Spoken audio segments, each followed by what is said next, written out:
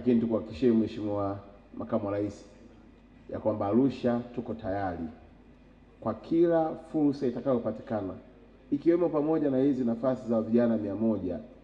Hapo nilikuwa nasoma message mheshimiwa, nimeshaanza kupata tayari maombi ya watu 200.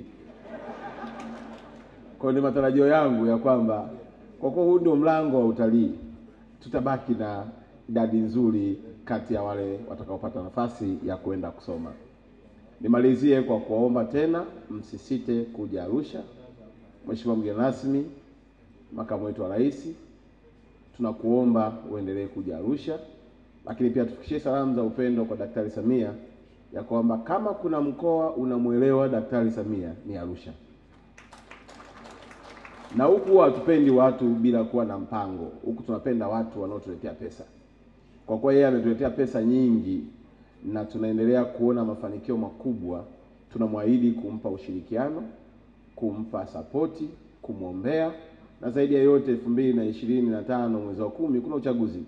Huu ndio mkoa utakaoongoza kwa kura nyingi kwa sababu wananchi wake wameona kazi kwa vitendo. Asante sana na karibu tena.